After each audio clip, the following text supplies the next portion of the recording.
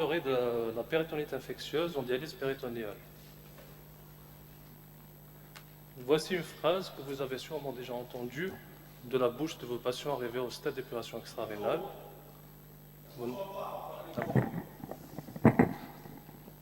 Donc, je disais que voici une phrase que vous avez sûrement déjà entendue chez des patients arrivés au stade d'épuration extra-rénale. Ils disent tous que, pour la plupart, qu'ils n'en veulent pas de la dialyse péritonéale car ils ont peur des microbes. Donc, est-ce vraiment une infection? Est-ce vraiment une complication assez fréquente? Nous essaierons de répondre par notre petite expérience. Je commencerai par un peu d'histoire. D'abord, il y a eu le physiologiste Stephen Hals. C'est un physiologiste britannique qui, en 1744, a essayé de traiter une femme qui présentait une ascite abdominale. Donc, pour ce faire, à l'aide d'un tube en cuir, il a tout d'abord évacué le liquide qui est l'acide, et elle a injecté une solution faite d'eau et de vin à quantité égale. Donc, ce n'est pas vraiment de la dialyse péritonéale, mais c'est un procédé qui lui ressemble vraiment. Il y a ce qu'on appellerait le tube au lieu du cathéter, et il y a le vin et l'eau à la place du dialysat. Donc, c'était le premier procédé qui lui ressemble. Par la suite, un peu plus d'un siècle plus tard, il y a eu M. Wegner. C'est un Allemand qui a réalisé qui s'est demandé est-ce qu'il y a transport de substances qui se produit à travers la membrane péritonéale. Pour y répondre, il a procédé chez l'animal en injectant une solution de sucre concentré. Ça a permis d'augmenter le volume de la cavité abdominale. Donc, ce qu'on pourrait appeler de l'ultrafiltration. C'était la première ultrafiltration péritonéale. En 1923, M. Ganter, il a réalisé la première dialyse péritonéale chez des malades rénaux chroniques à l'université de Würzburg. Sa première patiente était une femme qui souffrait d'insuffisance rénale suite à une obstruction des uretères. Ce qu'elle a fait, c'est d'injecter une solution physiologique, 1,5 litre, dans la cavité abdominale. Il y a eu une amélioration des symptômes, mais malgré ça, la patiente est décédée un peu plus tard. Mais c'était là la première dialyse péritonéale. Des années plus tard, l'ADP n'était pas vraiment pratique. Le problème qui se posait, c'était la voie d'abord. Les médecins devaient placer un cathéter à chaque échange. Donc c'était vraiment contraignant. Puis M. Tinkoff, en 1968, il est décédé d'ailleurs récemment en 2017, il a réalisé le premier cathéter à deux mains, fait de silicone, ce qui a rendu la technique vraiment réalisable. Donc on pourrait dire merci M. Tinkoff. Alors qu'est-ce que c'est que la dialyse péritonéale? C'est une technique d'épuration extra-rénale, mais endocorporelle, qui est fondée sur le principe d'échange entre le sang à épurer et le liquide qu'on infuse, qu'on appelle dialysat, à travers la membrane péritonéale qui se comporte comme une membrane semi-perméable physiologique, contrairement à l'hémodialyse. Donc, alors la dialyse péritonéale peut se compliquer de complications mécaniques ainsi qu'infectieuses. Nous, on s'intéresse aux complications infectieuses, notamment la péritonite infectieuse, qui pourrait mettre en péril la technique de dialyse. Donc, on s'est posé deux questions. Est-ce une complication fréquente? Qu'en est-il dans notre service? Et quelle est l'écologie microbienne présente dans notre centre? Pour y répondre, nous avons réalisé une étude observationnelle rétrospective transversale sur les dossiers de malades dialysés au niveau de notre centre de dialyse péritonéale au CHU Bablouette. Nous avons retenu le diagnostic de péritonite en se basant sur les recommandations de la Société internationale de dialyse péritonéale. Donc, c'est la présence de deux critères parmi les suivants qui posent le diagnostic de péritonite.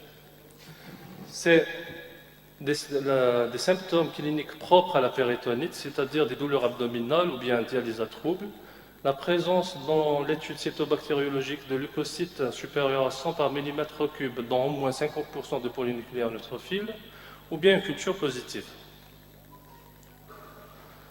Nous avons inclus tous les patients incidents en dialyse péritonéale entre le 1er janvier 2012 et le 31 décembre 2018, donc on a un recul de 7 ans, et les patients ayant bénéficié de moins de 3 mois ont été exclus.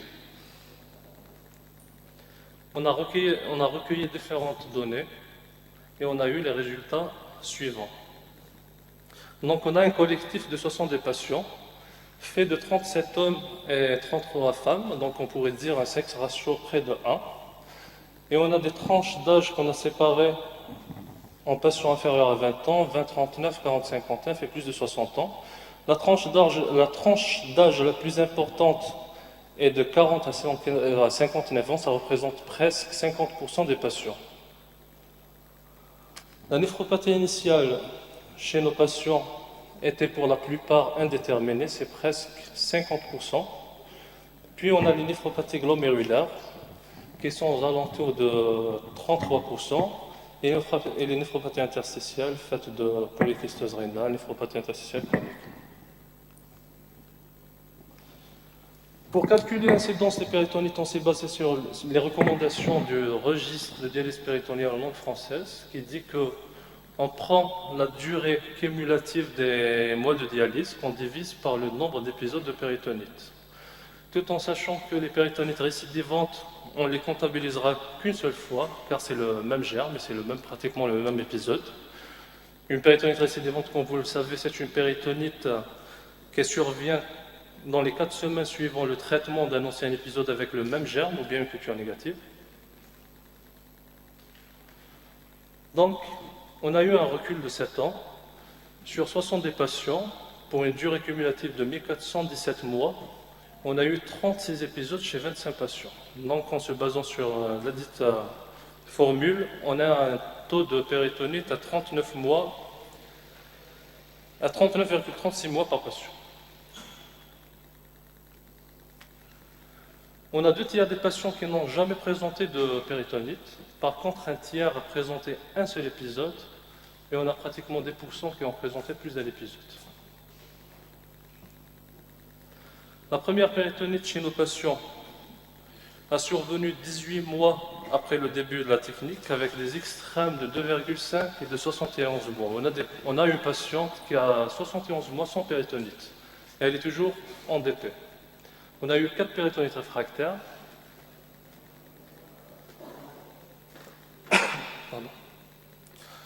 On a calculé l'incidence en fonction de l'âge. Quand on voit ce diagramme, on pourrait se dire que ceux âgés entre 20 et 40 ans ont le plus de péritonite, mais non, parce que là, on représente le nombre de péritonites par mois. Donc ceux qui ont entre 20 et 39 ans présentent une péritonite chaque 56 mois. Donc la tranche d'âge la plus touchée, c'est les seniors de plus de 60 ans qui présentent une péritonite chaque 29 mois.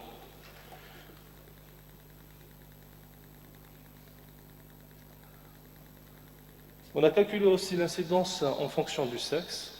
Les hommes présentent l'incidence la plus élevée. C'est une péritonite chaque pratiquement 30 mois, contrairement aux femmes qui présentent la moitié. On l'a calculé aussi en fonction de la néphropathie initiale.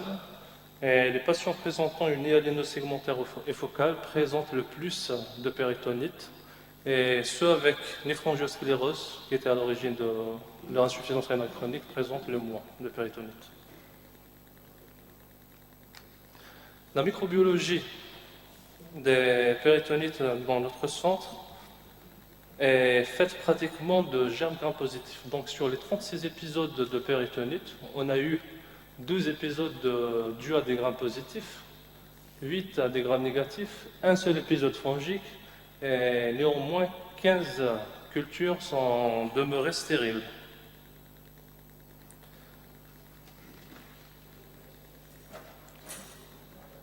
On a retiré aussi les causes de sortie de la technique. Sur les 70 patients, 17 patients ont été transférés vers d'autres méthodes d'épuration. Donc un quart a été transplanté, c'est le but ultime de l'hélice péritonéale. Du moins, c'est le but souhaité. Donc on a transplanté le quart de ces patients. Et il y a aussi le quart qui a été transféré vers d'autres techniques à cause de leur péritonite. C'était des péritonites réfractaires. On a aussi comme étiologie une perte d'UF dans 18% des cas et la dénutrition dans 12% des cas. Donc, pardon. Pour calculer la survie de la technique, on a pris les patients incidents du 1er janvier au 31 décembre, qu'on a suivi jusqu'au 31 décembre 2018. On a calculé la survie, elle était à hauteur de presque 33 mois. Donc on a comparé nos résultats à des études faites ailleurs. On a pris 2 études rétrospectives, une faite au CHU de Lausanne. Donc pour eux, leur échantillon était de 108 patients. Ils avaient eu un recul de 15 ans, de 1995 à 2010, et l'incidence dans leur centre était d'un épisode chaque 25 mois. Comparativement aux nôtres, ils ont un effectif beaucoup plus large et un recul beaucoup plus important. Il y a eu le CHU de Rabat sur 38 patients suivis pendant 3 ans, de 2006 à 2009. Ils en ont eu une incidence d'un épisode chaque 21 mois par patient. Il y a aussi eu des études au centre australien, écossais, Hong Kong. Donc pour les centres australiens et écossais, c'était pratiquement un épisode par 20 mois. Et à Hong Kong, c'est l'un des centres référents au monde. C'est un épisode par 45 mois. Le nôtre, c'est un épisode par 39 mois. Donc les sujets de plus de 60 ans présentent 2 fois plus de péritonite que les autres. Cela pourrait être dû à une baisse, à une perte d'autonomie et aux comorbidités. C'est des patients malvoyants avec une autonomie réduite, donc ils sont plus sujets aux complications, aux péritonites. Suivant le sexe, les hommes présentent 2 fois plus de péritonite, ce qui pourrait être expliqué par l'activité professionnelle des hommes qui sont plus exposés. On a dans nos centres des mécaniciens, on a des vulgarisateurs, donc ils sont plus exposés. Comme on a dit, les germes gram-positifs représentent 33% des péritonites, dominés par le staph, et les germes gram-négatifs sont à hauteur de 22% et sont dominés par le pseudomonas sp. L'antibiothérapie empirique utilisée dans notre centre est basée sur du ceftazidime qu'on injecte en intrapoche pendant 21 jours, associé à de la gentamicine en intrapoche aussi pendant 5 jours. Donc c'est une antibiothérapie empirique qu'on va réadapter ultérieurement en fonction de l'antibiogramme. Donc, chose très importante aussi, c'est que les patients ayant contracté une péritonite, on les hospitalise presque jamais. Il y a un risque de dissémination, donc on pourrait avoir une flambée de péritonite dans le service, d'autant plus qu'il y a des patients d'hélice péritonéale qui viennent au service. Donc c'est un peu risqué. On les hospitalise exceptionnellement à l'occasion, par exemple, d'une ablation de cathète d'épée pour les patients ayant quitté la technique. La survie de la technique dans notre centre est de 32 mois, chose qui est très proche des statistiques du registre de dialyse péritonéale en langue française, qui chez eux, en 2014, ils avaient trouvé une survie technique de 36 mois. Donc notre étude avait des limites, on avait un échantillon faible, on avait fait une étude rétrospective sur des dossiers de malades, et on a aussi un nombre de cultures qui est négatif qui est très important, même si on avait pris des précautions lors des prélèvements, c'est-à-dire un temps de stase de minimum 2 heures, avec une culture sur des milieux enrichis aéroanaérobie et la recherche de fongiques. Malgré ça, on a eu un taux de culture négatif qui était vraiment important. Pour conclure, je dirais qu'on a satisfait les recommandations de la Société internationale de dialyse péritonéale, chose qu'on pourrait expliquer par une sélection de patients qui est vraiment axée sur L'autonomie des patients, est-ce que c'est des patients qui ont des conditions socio-économiques favorables pour diminuer leur risque d'infection? L'utilisation du système de double poche qui n'existait pas avant, ce qui réduit le nombre de manipulations. L'utilisation du système de flush before file, c'est infuser avant de drainer, qui diminue le risque aussi de péritonite. Nos patients ont pour la plupart un statut nutritionnel qui est satisfaisant. Néanmoins, dès qu'on voit un patient qui a une dénutrition qui ne répondait pas, on le transfère, parce que vaut mieux le transférer vers une autre technique que le voir mourir. Et sans oublier une autre équipe paramédicale qui est très expérimentée, qui est là depuis des années.